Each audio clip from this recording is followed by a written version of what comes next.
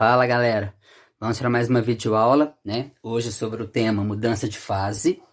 Esse tema é abordado no segundo ano do ensino médio, também já foi assunto que apareceu no Enem, tá? Então vamos focar e aprender direitinho para não deixar nenhuma dúvida para trás. Então vamos lá. Bom, aqui ele fala, nessa primeira slide, né? Ele fala sobre os estados da matéria. Então, você já aprendeu isso lá no sétimo, oitavo ano, que nós temos três estados da matéria: sólido, líquido e gasoso. Você já sabe como é que é a organização das moléculas dos corpos quando eles estão na fase sólida, líquido e gasoso, mas eu vou reprisar para vocês. Então, vamos lá. Quando o corpo está na fase sólida, as moléculas dele, né, estão mais juntas, mais coladinhas. Na fase líquida, elas estão um pouquinho mais afastadas. E na fase gasosa, elas estão mais afastadas ainda, galera. Por que eu estou falando isso? Porque a mudança de fase tem a ver com essa movimentação dessas partículas, tá? Então, a mudança de fase pode acontecer de uma maneira mais fácil de um tipo de substância de um estado da matéria para outro, tá? Isso vai interferir na quantidade de calor, isso vai interferir na variação de temperatura que o corpo vai ter que atingir, tá? Então, é isso que está falando esse primeiro slide aqui, ó. Na fase sólida, as moléculas estão dispostas com regularidade no arranjo especial denominado de retículo cristalino. As forças de coesão que mantêm essas moléculas unidas, né? Elas estão bem estruturadas, né? Então, o sólido e o volume possuem um volume bem definido, tá? Diferente do líquido e do gasoso, que eles não têm volume definido, né, gente? Eles não têm formato de bem definido. Eles se adaptam ao recipiente onde eles estão, tá? É o que tá falando nesse primeiro slide aí. Bom, aí aqui você tem a forma aqui dos estados da matéria, ó. A fase sólida, né, ela tem forma e volume definido, né? A líquida, ela tem um volume definido, mas ela depende da forma do recipiente. A gasosa, né, tem um volume e forma do recipiente. Então, a fase gasosa ela não tem nem volume propriamente definido e nem o formato dela bem definido, porque ela depende do recipiente onde ela está, tá? Aí você pode ver que aqui as moléculas estão mais afastadas, estão mais agitadas, né? Na fase líquida é um pouquinho mais afastada e na fase sólida as moléculas são mais grudadas uma com a outra, tá? Bom, aí você aprendeu também no oitavo ano, né? No sétimo ano, não sei, as mudanças de fase, ou seja, os tipos de transformações da matéria. Então, quando a substância passa de um estado para o outro, ela sofreu uma mudança de estado físico ou uma mudança de fase, tá? Aí a gente tem um nome para isso. Dependendo de qual estado que a substância mudou, você tinha um nome para isso. Então, vamos revisar isso aqui. Então, ó, do sólido, quando a substância na fase sólida passa para o estado líquido, ela acontece com ela que a gente chama de fusão, tá? Quando ela vai do líquido para o gasoso, a gente dá o nome de vaporização.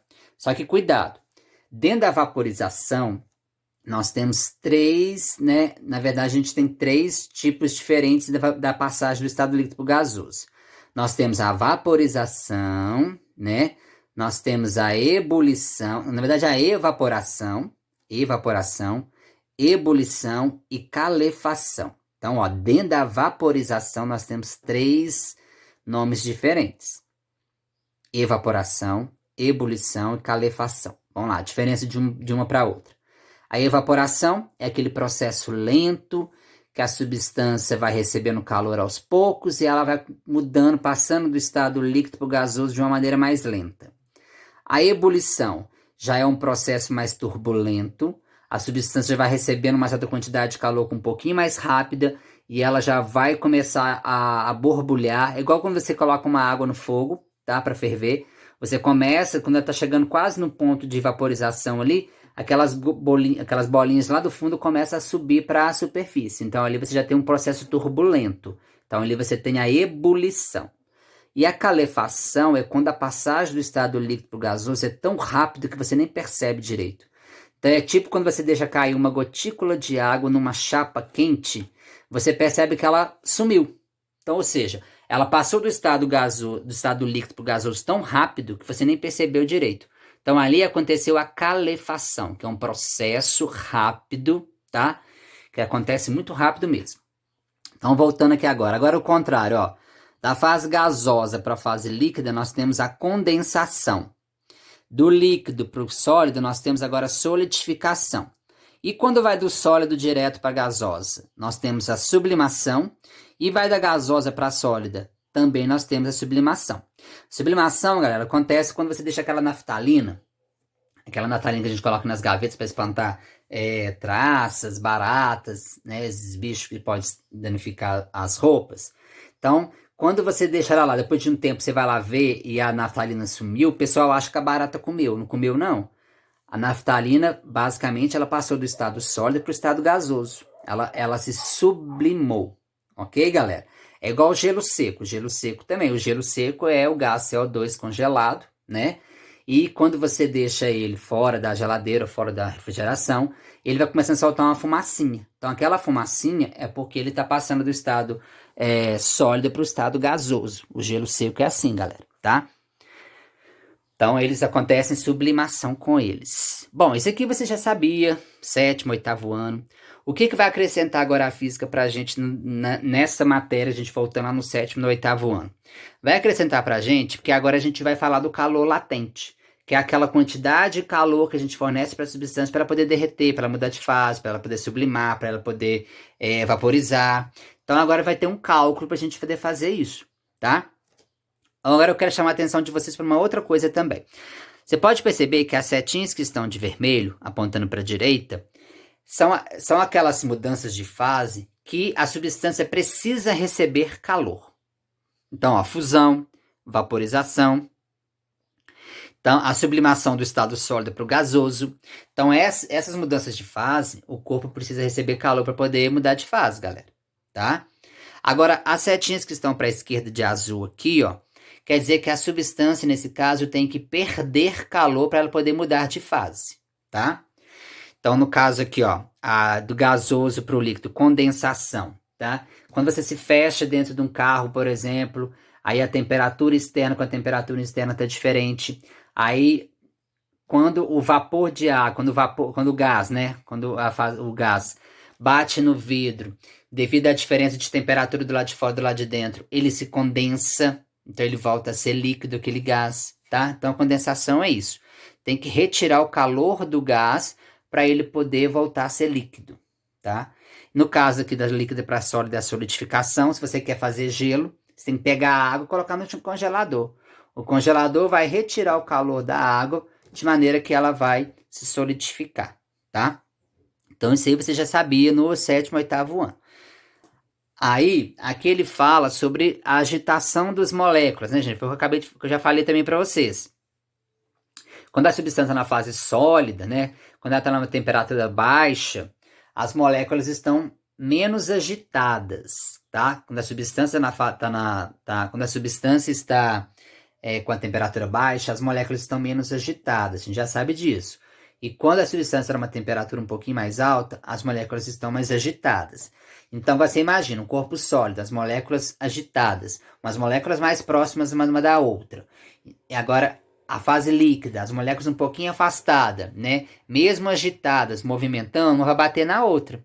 E essa batida de uma molécula com a outra é que possibilita a mudança de fase dela, tá? Agora, cada substância, galera, e cada mudança de fase, existe um valor já pré-determinado, já bem determinado, né? Bem determinado, para que isso aconteça. Então, vamos dar um exemplo aqui, o gelo. Para o gelo derreter, para ele passar do estado sólido para o líquido, a temperatura dele tem que atingir 0 graus. Para a água poder vaporizar, né? Ela tem que atingir a temperatura de 100 graus Celsius. É lógico que a pressão atmosférica vai interferir nisso aí. Vou falar disso mais para frente, tá, galera? Então, se a gente considerar que a pressão atmosférica é de 1 atm, a água começa a vaporizar a 100 graus Celsius. Ou seja, ela tem que atingir 100 graus Celsius para ela começar a passar do estado líquido para o estado gasoso, tá? Então, ó, vamos ler aqui rapidão. Quando um sólido recebe calor, suas moléculas passam a se agitar mais intensamente. Então, a temperatura de fusão, a agitação térmica é suficientemente forte para destruir a estrutura cristalina. As moléculas adquirem energia suficiente para se livrarem das adjacentes, passando a ter a liberdade de movimento característica dos líquidos. Ou seja, se o corpo era sólido, agora ele virou líquido, tá? Durante a fusão, né, a temperatura não varia, pois o calor trocado ao longo do processo corresponde à energia necessária para desfazer o retículo cristalino do sólido. Então vamos lá, galera, isso aqui é importantíssimo. Não pode esquecer isso. Durante a mudança de fase que esteja acontecendo com a substância, a partir do momento que ela já atingiu aquele ponto, aquela temperatura que ela tem que atingir para poder mudar de fase, a temperatura dela não pode mudar mais. Então vamos lá, vamos pensar no gelo. Para o gelo, você tira o gelo do congelador. Aí tá lá, -3, -4 graus Celsius. Aí você deixa o gelo na bancada. Então ele vai recebendo o calor do meio externo e a temperatura dele vai aumentando. Então de -4 passa para -3, -2, -1. Aí na hora que atinge 0, aí ele começa a derreter. Aí começa a formar aquela água ao redor do gelo. Tá, só que enquanto o gelo não derreter completamente, aquela água que está ali formada do derretimento, ela tem que estar a 0 graus Celsius, galera. Tanto ela quanto do gelo, tá? Por quê? Porque ali está acontecendo mudança de fase. Enquanto estiver acontecendo mudança de fase, a temperatura da substância não pode mudar, galera, tá? Então tem que guardar isso. Vamos dar o exemplo da água. A água vaporizando. Então, a água tem que atingir 100 graus Celsius para passar para o estado gasoso. Tá, e aí o que acontece? Na hora que ela começou a borbulhar, né, que a gente percebe quando a gente coloca a água para ferver, quer dizer que a temperatura daquela água tem que continuar 100 graus Celsius. Aí você vai falar assim, mas então, para que deixar o fogo ligado? Tá, aí você pode até lá abaixar o fogo, tirar a chama alta, colocar em chama baixa, tá?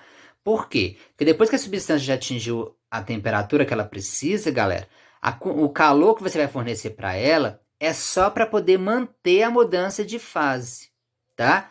É igual a panela de pressão. Se você colocou a panela de pressão lá para poder cozinhar o alimento, na hora que você perceber que ela começou a chiar, é porque a água lá dentro já atingiu o ponto que ela tem que atingir para poder passar do estado líquido para o estado gasoso. Então ela vai lá e pode abaixar a trempe do fogão, abaixar a chama lá, diminuir a potência, tá? Para economizar gás. Por quê? Porque o fogo que você vai manter lá, mesmo em chama baixa, é só para poder manter a mudança de fase, já que a temperatura não vai aumentar mais, tá? Então é isso que é importante você saber essa teoria. Enquanto a substância muda de fase, independente de mudança de fase que vai acontecer, a temperatura dela permanece constante, tá? Então, vamos lá, continuando. Então, terminada a fusão, aquecendo-se o líquido no formato, né? A temperatura volta a aumentar. Então, ou seja, você pegou o gelo, derreteu totalmente. Se você pegar aquela água que veio do derretimento do gelo, ela está a 0 graus Celsius. Se você continuar fornecendo calor para ela, aí sim a temperatura dela começa a mudar. Mas por quê? Porque a mudança de fase já ocorreu, galera. Aí já agora não é o calor latente mais. Aí já é o calor sensível, que a gente já estudou na videoaula passada. O calor sensível é a quantidade de calor para a substância mudar de fase, para a substância aquecer ou resfriar, variar a temperatura. E o calor latente é a quantidade de calor para a substância mudar de fase. Só para poder manter aquela mudança de fase, tá, galera? Tem uma diferença então aí, ó. Uma vez alcançada a temperatura de ebulição, o calor recebido pelo líquido corresponde à energia necessária para poder vencer as forças de coesão entre as moléculas. Então o líquido ferve e a temperatura não varia durante esse processo, tá? Bom, aqui mostra, ó. Você tirou o gelo da geladeira, né? Vamos lá, vamos supor que já saiu a 0 graus. Então tá aqui, a temperatura medida do gelo é 0 graus. Coloquei o fogo aqui por baixo do gelo. Então, como ele já está no ponto de derreter, que é o ponto de fusão do gelo, né? Que o gelo já tem um ponto de fusão já bem característico. Então, o que aconteceu aqui, ó? Começou a formar água, mas tem gelo aqui ainda para derreter. E qual que é a temperatura desse conjunto de água mais gelo? Continua aqui, ó, 0 graus. Então, ou seja, não pode mudar. Tá, agora aqui já derreteu totalmente, ó. Não tem mais nenhum gelo aqui, nenhuma fase sólida. Só água na fase líquida. Se eu continuar mantendo fogo aqui por baixo, aí sim agora a temperatura dessa água começa a subir. Vai passar para 1, 2 graus Celsius, 3 graus Celsius, tá? Então tem uma diferença de calor latente e sensível, ó. Então aqui, ó, aqui é calor latente. Que essa quantidade de calor que eu estou fornecendo está servindo só para poder mudar de fase. A partir do momento que a substância mudou de fase e eu continuar fornecendo calor, esse calor tem o nome agora de calor sensível que a gente estudou na videoaula passada. Bom, aí o calor latente, galera, ele é específico de cada substância e de cada mudança de fase que essa substância vai acontecer com ela. Então ele também é tabelado. Só que você não precisa decorar ele não, tá? Então vamos lá. Então a gente vai ter o calor latente de fusão do gelo, calor latente de vaporização da água, calor latente de condensação, de condensação do vapor. Então, cada substância e cada mudança de fase que estiver ocorrendo com ela tem um valor tabelado de calor latente, ou seja, aquela quantidade de calor que ela precisa para receber para poder mudar de fase, tá? Então, o calor latente, representado pela letra L, então o L agora significa calor latente, ele é a quantidade de calor que a substância recebe ou cede para, né, por unidade de massa, durante a transformação, mantendo-se constante a sua temperatura. Então vamos lá, aqui ó, uma tabelinha aqui para a gente poder ver aqui. Fusão do gelo, ou seja, qual é o calor latente de fusão do gelo? Calor latente de fusão do gelo vale 80 cal/grama. O que quer dizer isso? Para 1 grama de gelo derreter, eu preciso fornecer para ele 80 calorias. Solidificação da água. Calor latente, solidificação da água. Como a água e o gelo, né, trata-se da mesma substância, então, e a solidificação é o processo contrário da fusão, ou seja, para solidificar tem que perder calor, então o calor latente de solidificação é o mesmo de fusão da água, do gelo aqui, só que com sinal de menos. O sinal de menos vai mostrar para a gente que a substância tem que perder calor. Então quer dizer que para 1 grama de água solidificar, ela tem que perder 80 calorias. Vaporização da água, tá? Então tudo aqui está relacionado com a água, gente. Aqui está relacionado com a água e as mudanças de fase que pode acontecer com ela. Vaporização da água, né? Calor latente de vaporização da água vale 540 cal/grama, ou seja, para 1 grama de água ferver, ela precisa receber 540 cal. Por isso que a água demora para ferver, galera. Porque ela precisa receber muito calor para poder variar, para poder 1 grama dela, para poder começar a atingir o ponto de fusão, de vaporização dela. Então, olha lá, 540 cal/grama é um valor muito alto. Então, por isso que ela demora a ferver. E o processo contrário da vaporização é a condensação do vapor. Ou seja, para 1 grama de vapor voltar a ser líquido, eu tenho que retirar desse gás 540 cal, tá? De um modo geral, né, para a gente calcular a quantidade de calor total para poder fazer isso tudo, eu tenho que levar 2 coisas em consideração. A massa da substância e o calor latente dela, tá? A mudança de fase que ela esteja acontecendo com ela. Então, por exemplo, numa vasilha eu tiver 100 gramas de gelo, na outra eu tiver 300 gramas de gelo, eu vou precisar fornecer a mesma quantidade de calor para as duas derreter? Claro que não.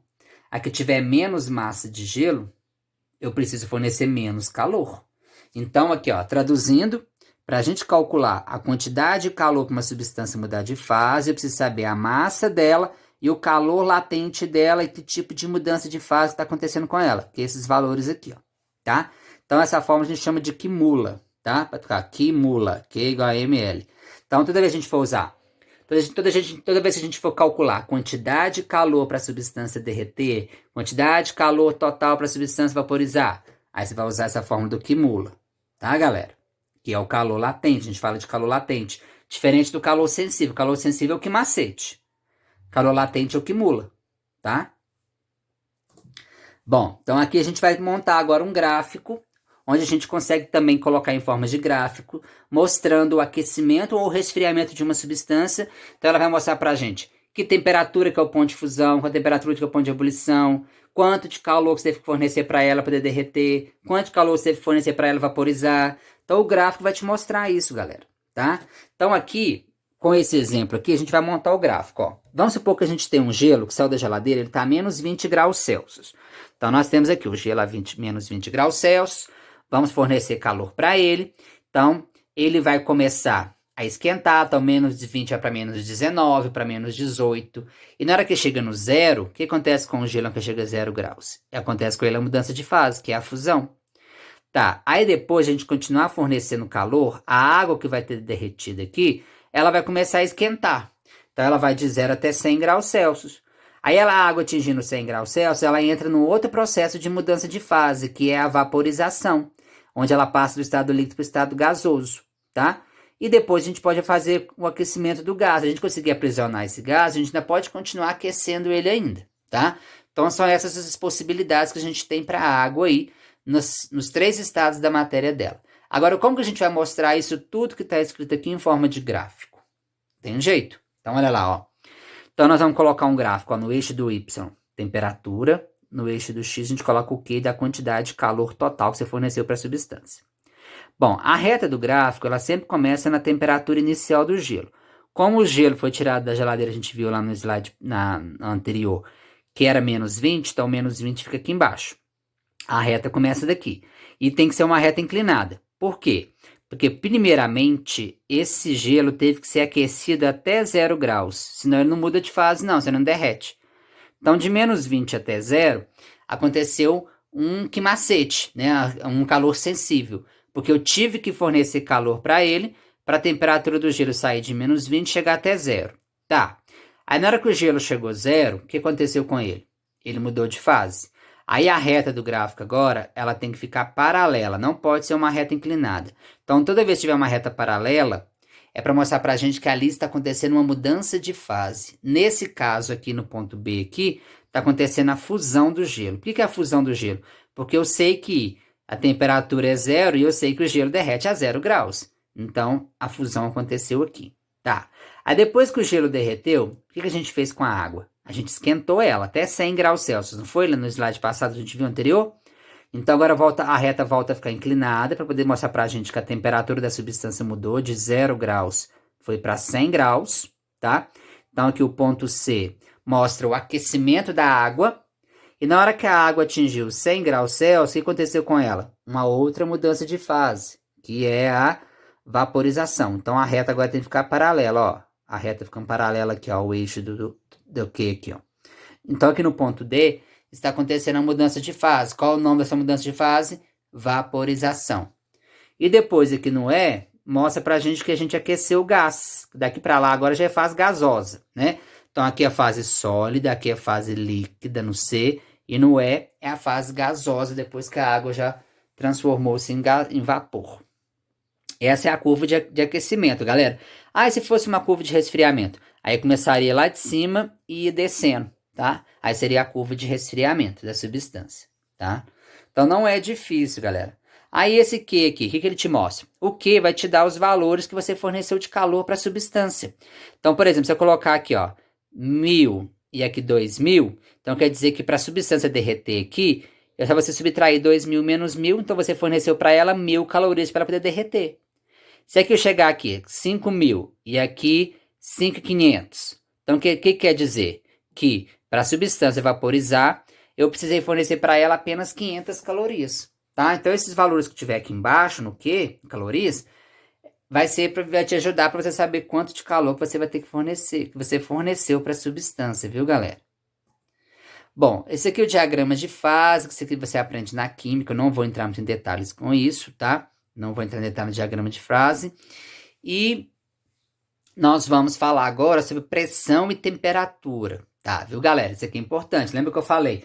Qual que é a temperatura que o gelo derrete? 0 graus. Qual que é a temperatura que a água começa a vaporizar? 100 graus Celsius. Tá. Só que, se a pressão atmosférica for diferente de 1 atm, esses valores, que são os pontos fixos de ponto de fusão e ponto de ebulição das substâncias, eles podem sofrer mudanças, galera, tá? O que a pressão faz? Então, vamos lá. A pressão, ela aumenta, tá, o ponto de ebulição das substâncias. Então, o que quer dizer? Quanto maior a pressão, tá? Quanto maior a pressão, maior será o ponto de ebulição da substância. Ou seja, se a água ferve a 100 graus Celsius, se eu aumentar a pressão em cima dela, ela pode ferver a 120 graus Celsius, 130 graus Celsius, tá? Então, a temperatura de ebulição das substâncias, ela é interferida diretamente pela pressão. Aumenta a pressão, aumenta a temperatura de ebulição. Diminui a pressão, diminui a temperatura de ebulição, tá? E como nós já sabemos, né, a pressão atmosférica, galera, ela varia com a altitude. Você já deve ter passado por vocês dados em geografia, alguma coisa assim. A pressão atmosférica, ela varia de acordo com a altitude. Quanto maior a altitude, menor a pressão atmosférica. Tá, galera? Então, isso quer dizer o seguinte, que quanto maior a altitude, menor a pressão atmosférica e menor vai ser o ponto de ebulição da substância. Então, deixa eu te dar um exemplo. O Monte Everest, que é o pico mais alto que a gente tem no mundo. Se você chegar lá em cima dele lá, né? Se a água for ferver lá em cima, se você colocar uma água para ferver lá em cima, ela vai ferver a uma temperatura muito mais baixa do que 100 graus Celsius, mas muito mesmo, tá? Por quê? Porque a pressão lá em cima é mais baixa, tá? A altitude é grande, mas a pressão atmosférica é baixa. E isso vai causar uma pressão, um ponto de ebulição mais baixo, menor, ok? Aí o que acontece? Se você for cozinhar uma batata, por exemplo, não vai dar tempo, porque a água vai ferver tão rápido que não vai dar tempo de cozinhar o alimento, tá? Aí você faz o uso da panela de pressão. Qual que é a função da panela de pressão, galera? É você justamente aumentar a pressão em cima da água para que ela consiga entrar em ebulição numa temperatura maior do que 100 graus Celsius, por volta de 120, 130 graus Celsius. O que isso vai fazer? Isso vai fazer o alimento cozinhar mais rápido, gente. Então a panela de pressão serve para isso. Por isso, a panela de pressão, para poder o quê? Aumentar a pressão em cima da água, fazer ela ferver a mais de 100 graus Celsius e fazer o alimento cozinhar mais rápido, já que a temperatura está muito alta, né? 130 graus Celsius lá dentro. Entenderam, gente? Então é por causa disso que a gente usa a panela de pressão. E lembrando, depois que a panela de pressão pegou aquele chiadinho, pode ir lá e diminuir a chama do fogão para poder economizar o gás. Porque já entrou em processo de mudança de fase. E a gente acabou de estudar que enquanto está acontecendo a mudança de fase, a temperatura da substância não pode mudar. Então não vai fazer diferença nenhuma você manter o fogo alto, tá? Bom, então tá aqui, ó. Olha as altitudes que a gente tem aqui, ó. À medida que você vai subir numa cadeia montanhosa, vai diminuindo a pressão atmosférica. E isso vai fazendo com que a substância diminua o seu ponto de fusão. Então, por exemplo, aqui, ó, lá em Recife, que está no nível do mar, da praia, a água lá ferve a 100 graus Celsius. Mas em São Paulo, que já está numa certa altitude em relação ao nível da praia, a água já ferve a 98 graus. A Brasília, a água já ferve a 96, tá? Então aqui em Oliveira, deve ferver por volta também de 97, tá? Por aí, também. Lá em Quito, olha para você ver. Quito está mais alta ainda. Então lá a pressão atmosférica é mais baixa ainda. Então a água ferve a 90 graus. Lá em La Paz, na Bolívia, né? Que é o lugar mais alto que a gente tem, que acho que da América do Sul. Então, o que acontece? Lá, como a altitude é muito grande, a pressão atmosférica é muito baixa. Isso faz a água ferver menos, com menor temperatura, tá, gente? Menor temperatura. Bom, aí, vamos entrar nessa parte já que a gente tá falando disso, vamos falar de futebol. Pessoal, quando vai jogar no time lá em La Paz, né, nessas cidades que tem bastante altitude, né, bem elevadas, eles falam que a bola corre mais. Realmente a bola corre mais, mas por quê? Porque quanto maior a altitude, gente, o ar é mais rarefeito, né? Mais rarefeito é menos molécula de oxigênio. Então, a bola ela vai sofrer menos resistência do ar. Então, por isso que ela corre mais, tá? Então, essa é a justificativa também nessa parte de futebol aí, que tem muita curiosidade, né, pessoal? Que quer saber por que a bola corre mais, por que as pessoas, os jogadores que não estão acostumados, eles sofrem com problemas respiratórios. Por quê? Porque falta oxigênio mesmo, tá? A pessoa que não está acostumada, ela sofre esses vertigens aí na hora, passa mal. Bom, então na próxima videoaula, que não vai dar tempo de a gente continuar, eu vou falar sobre os processos de evaporação, tá? Umas coisas muito importantes, bem curiosas, tá? E a gente vai ver os exemplos dessas mudanças de fase que a gente vai resolver, tá? Então eu ainda volto ainda com a próxima videoaula, nossa segunda parte sobre a mudança de fase. Tá, galera? Até a próxima.